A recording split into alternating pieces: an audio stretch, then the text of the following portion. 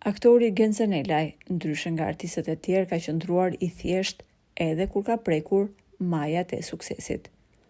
Ato që e njohin nga afër Gentin shprehen se ai është një njeri që i ofron dorën e ndihmës kujto që ka mundësi për ta ndihmuar. Ndërkohë, interesi për jetën private të Gentit është mjaft i madh.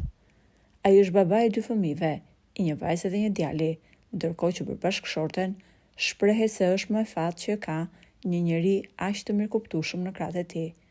Si rrallëherë, Genzenelaj ka folur për atë pjesë të jetës që i ka lënë një peng të madh në zemër dhe për atë moment kur ai ngriti syt nga qielli duke ju lutur Zotit që situata vështirë familjare të mbaronte sa më shpejt. Fillimisht, Genti ka thënë se si gjithë të rinjt ai ka dashur të largohet nga Shqipëria me anije në vitet e trazirave.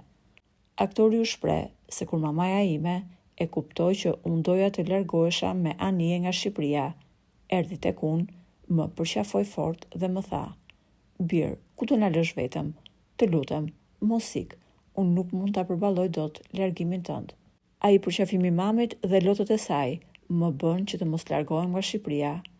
Më pas, gjërat në jetën tonë po shkonin si mos më mirë dhe, papritur, familja jon u përball me një humbje të madhe, që u shoqërua me një peng në shpirt që e kam edhe sot. Unë u sëmura, po ashtu edhe babi im ishte shtruar në spital. Gjatë kohës që të dy qëndronim të shtruar në spital, flisnim çdo ditë në telefon, por një ditë babi nuk më hapi më telefonin. Më pas marr lajmin se i mat ndërroi jetë dhe ajo që më dha më shumë është se unë nuk munda të marr pjesë në varrimin e tij, sepse isha i shtruar në spital dhe nuk më lejoi të dilja, plus që gjendja ime nuk ishte as pak e mirë.